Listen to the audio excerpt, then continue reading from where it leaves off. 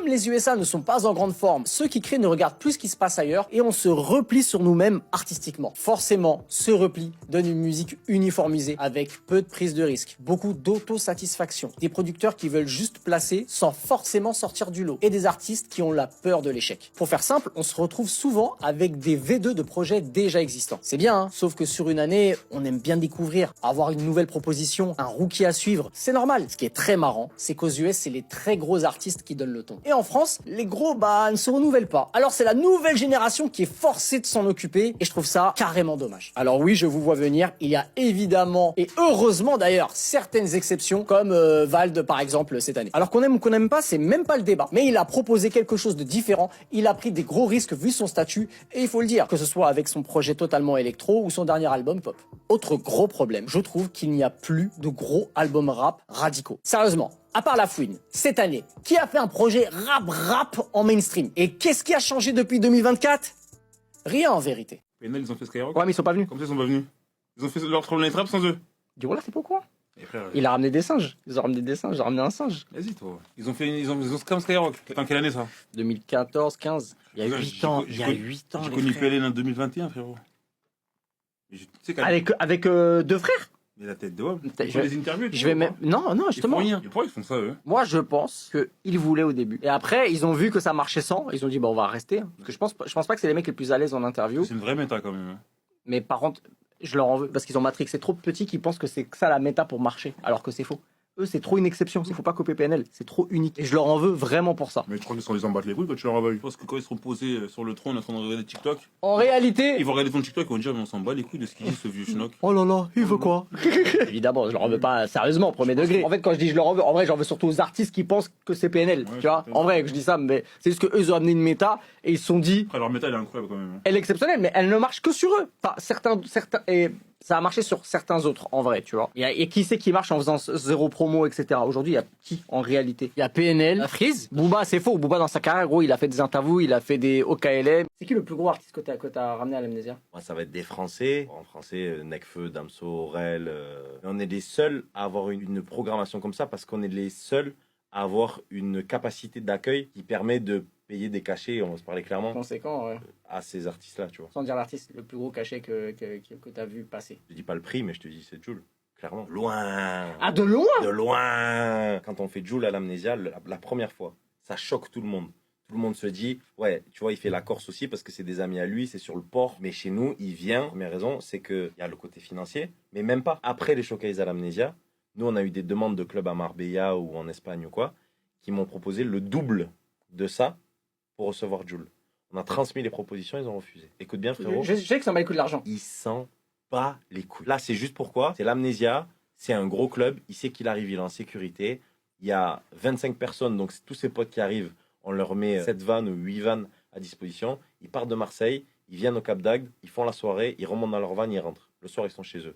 Ils ont fait une soirée, ils ont déliré ensemble et tout. Selon Michou, tu es un TikToker, les gars. Dis-toi que c'est un TikToker. J'étais. Mais tu sais que c'est pas la Chouma, hein, frère. Non, mais j'étais un TikToker. Ma plateforme principale, c'est plus TikTok.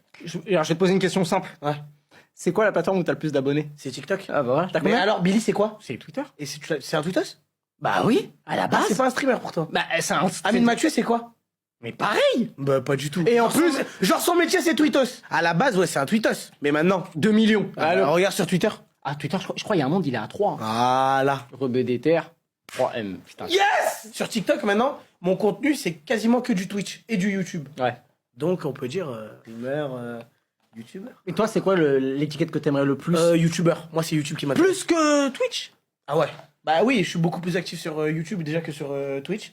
Moi, je préfère YouTube à Twitch. Et je pense que là, je vais un peu plus 2025 focus YouTube parce que je pense qu'il y a un potentiel. Ouais, ouais. Et puis, faut dire les termes. Ah oui, dis la vérité, dis les YouTube, termes. il y a tellement d'argent à prendre. Bah, vous croyez que vos influenceurs, ils touchent 1500 € par mois? Moi, j'ai vécu chez mes parents jusqu'à, franchement, j'ai pas honte de le dire, hein.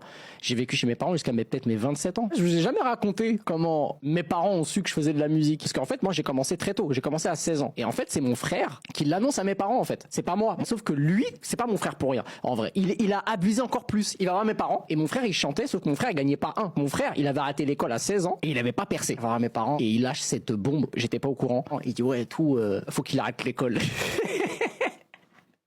J'ai 16 ans, les gars. Je passe en seconde. Mes parents, ils ont dit jamais de la vie. J'entends, ça commence à gueuler dans la maison. Et mon beau-frère, il vient me voir, il dit, bon, bah, c'est mort en force. Hein. Moi, j'ai un grand frère entre Amine et moi. Il est beaucoup plus âgé que moi, mon frère Karim. On fait un pacte entre nous. T'as ton bac. Vas-y, je te laisse faire de la musique. Si t'as pas ton bac, c'est mort parce que si ça marche pas, tu pourras reprendre tes études après. Je dis, ok. Donc, du coup, j'ai mon bac. Mon frère, il vient me voir, il me dit, bon, bah, vas-y, je te donne 1 an. Abuse, gros. J'ai essayé longtemps. J'ai tryhard. Dans moi, toute ma vie, c'était du tryhard. J'ai jamais tout réussi d'un coup. Ma mère, je la remercierai jamais assez pour ça parce que j'ai plein de potes qui à l'époque arrêtaient et reprenaient le taf parce qu'ils avaient une pression familiale. Là où j'en ai jamais eu, j'ai fait un son sur la mère d'un collègue. Quoi? Sur la mère d'un collègue à moi? C'était la première fois de ma vie que je faisais un son. Laetitia, c'est elle qui me sucera soir. Laetitia, c'est elle qui veut sur moi. Popo a joué du tam-tam, tam-tam. Elle a participé à des chiffres et des lettres. T'as un pote comme ça, t'as pas besoin d'ennemis, ça. C'est déjà suffisant. La tête arrête. Et je lui dis les cheveux. Qui kiffe, ça veut qu'on finisse à deux. 4-4, on va où tu veux. 4 pattes, ça part en le. Ah, Laetitia, avec toi, ça ne finit pas. Ah, Laetitia, avec toi, ça ne finit pas. Ah, j'ai rien à dire, frère. Tu fais un son sur la daronne d'un pote à toi. Mais comment ça, c'est ton pote? Déjà, c'est une dinguerie de faire un son comme ça et dire premier degré, c'est pour le son, c'est pour un pote à moi. Eh, vas-y, Anime, il a cassé les couilles à tout le monde avec la chata, tout le monde veut faire du chata. Eh, il a trop matrixé tout le monde. Vas-y, hein. Mais là, faut quand même qu'on parle de la SACEM du poteau. Je parle du beatmaker. Déjà, bravo. Je connais pas ce gars, tu vois, mais je pense que ça va être un gars, tu vois, qui devait faire du son dans sa chambre, etc. Et frère, passer de pas grand-chose, parce que moi, je connaissais pas, en fait, avant qu'il place pour Gims, à faire 5 des plus gros hits, 5 des 10 premiers gros hits de l'année 2025. Faut quand même applaudir. Le beatmaker, il s'est mis à l'abri. Ah bah ça c'est sûr. Maintenant, pour combien de temps, je sais pas. Après, oui, il s'est mis bien, mais c'est comment? Ça veut dire que est-ce que il est compositeur tout seul? Est-ce qu'il est co-compositeur? Parce que par exemple, il y a une subtilité dans la musique, par exemple, c'est que le mec, il a fait l'instru. Donc, au général, vous allez me dire, bah, il va prendre full SACEM parce qu'il a fait l'instru. Des fois, non, parce que Gims, du coup, fait ses top lines. Donc, il a le droit de demander une part de composition. Maintenant, des fois, dans la top line, tu lâches des mots en français. On garde souvent à 90% l'idée de la mélo. Mais des fois, tu prends le texte. Tu peux demander, entre guillemets, officiellement une part d'auteur, mais ça dépend ce qu'il reprend de toi, frérot. S'il reprend un mot, tranquille. Toi, t'as jamais eu un morceau qui a pété sur TikTok? Billet, en vrai, c'est TikTok. Billet, c'est TikTok? Bah oui, je te sais ou quoi. Mais moi, je pense qu'il aurait pété même sans. Ça a commencé à péter sans TikTok. Après, on a appuyé avec TikTok. Acharné 4, c'est TikTok. Tu sais, ça parle de quoi, Acharné 4? Le son, il avait déjà bien marché, tout son premier million de vues et tout. Il avait bien streamé et tout. Et ce qu'il a vraiment poussé au single d'or, c'est un mec qui a lancé une trend avec. Il mettait du sirop d'érable sur des cupcakes. C'est juste ça. Ouais, c'est juste ça. Après, la trend, elle est partie. Mais attends, ça disait quoi dans le morceau? Rien à voir- y a rien à voir. Rien à voir avec les zéro cupcakes. lien. Et moi, j'ai découvert peut-être 6 mois après. J'étais pas branché sur TikTok, je savais pas, moi. Obligé de nous raconter de comment Nino le. Genre comment j'ai placé Annie, tout ça. Ouais. J'avais pas du tout le contact de Nino à l'époque. Un jour, j'ai un mec qui m'envoie un message, qui s'appelle Marc, du coup, qui est mon manager avec qui j'ai beaucoup bossé, tu vois. Il me dit, ouais, frérot, je développe un artiste, il est tombé sur une de tes prods, je trouve c'est trop chaud, machin. Il me dit, moi, j'ai quelques contacts dans l'industrie, bah, viens, on bosse ensemble, tu vois. Il avait pas énormément de plugs, tu vois, dans l'industrie, mais il était plugué chez Malluné. Et du coup, c'est ça qui fait qu'on avait un accès relativement privilégié. Surtout, j'avais des prods en termes de type de prod. J'étais beaucoup dans le délire Nino à l'époque, du coup, ça veut dire on avait de la matière à envoyer. On les a un peu travaillés au corps, tu connais, on envoie les trucs, on envoie les trucs, on envoie les trucs. Après, il y a une prod qui passe, morceau enregistré. Comment tu l'apprends? C'est grave incertain jusqu'à la fin. C'est ce genre de plug où t'es plugué, mais t'es pas proche des gens. T'es en mode, ah, il se pourrait qu'il ait posé sur ta prod, mais je l'ai appris, enfin, j'ai envoyé les pistes, hein. Mais moi, j'ai pas écouté le son avant. Ah si, le leak, je l'ai écouté. Et justement. Et c'est là que j'ai découvert. Ah, ils t'ont pas envoyé Ils m'ont avant? pas envoyé le son. Jamais, frère. Tu l'as découvert comme un auditeur. Ah, je l'ai découvert comme un auditeur. En fait, je pense qu'ils se doutaient que le leak, ça pouvait venir. À ce moment-là, est-ce que y a quelque chose qui change? Bien sûr. Reconnaissance Bien du sûr. game. Une fois que t'as fait ça, t'es identifié, t'as une carte de visite, tu vois. C'est en mode de, ouais, j'aimerais bien t'envoyer des prods. Ah, t'es qui? C'est bon pour toi ou tu vois ce que je veux dire? C'était vraiment le meilleur des show. Je dansais comme un. Ah ouais, t'as kiffé? Mais t'as où? C'est mon meilleur des Eh, vraie question. Le fait que ce soit court, Ouais. t'as trouvé ça moins bien? Non, au contraire. Parce que c'était qualitatif. Que des sons doux, il y avait de l'ambiance. Le cours, il est justifié là. Il y a un contexte à ça pour comprendre, pour faire. Ouais. Elle est venue parce qu'elle kiffe le délire, c'est une meuf Ouais. d'Aulnay. C'est vraiment la seule Ouais. artiste qui est venue pour rien gagner. Genre pour rien gagner, il y avait. Ouais, elle a pas fait de promo. C'est une elle a- vraie passe D, elle est venue. vraiment pour nous. Ouais, je Ça veut dire pour que donner de la force. Il il n'y y a- avait pas de promo, elle a Vous- fait aucune promo. Donc vous elle a voulez fait- qu'on abuse, donc nous on voulait qu'on abuse de sa gentillesse. J'avoue. Travaille avec Ouais, bah en fait, le T'as des truc- disques dans ton studio d'elle. Ouais, j'en ai un de l'album Nakamura. Ouais. Et en fait, ce qui s'est passé, c'est que moi, ça fait longtemps que je l'ai pas vu, tu vois. Moi, je l'ai vu en 2020 pendant les époques du confinement. On avait fait une séance vite fait, tu vois. Moi, je suis dans mon coin, tu vois. Et là, elle dit bonjour à tout le monde. Elle est grande, machin là. Donc, du coup, moi, à la limite, je suis pas dans son champ de vision, t'as capté. Ouais. Elle commence à parler, avec Blaise, avec Beja. Après, elle me voit. Elle fait, hey, salut, toi, tu vas bien? Je dis, ouais, ça va et toi? Hey, salut. Et après, ouais, mais elle est vraiment trop sympa. Et la bug, elle fait, je te connais, toi? Je dis, bah oui.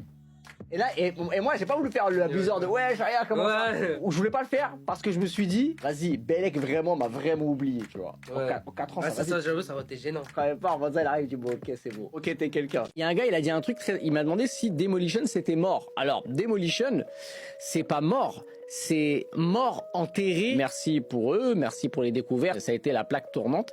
Et Demolition, faut que vous sachiez un truc. Il y avait un bon 70% des artistes entre 2014 et 2019 signés en maison de disque venaient de Demolition. Donc en fait, c'était un endroit où tous les scouts de maison de disque venaient pour regarder. Ah ouais, lui, il a fait 100 000 vues, il est fort. Allez, on signe. Tout de suite, il y en a eu plein. Nino, RK, Timal. Et vous savez quoi? Je pense que le DVM Show devient d'une certaine manière le nouveau Demolition sur ce truc-là, sur cette vision-là de que les maisons de disques regardent. Regardez JKSN et je sais qu'il y en a d'autres. Parce qu'on fait beaucoup ramener de nouveaux. Et l'anecdote avec le patron de Demolition, le patron c'est Screech.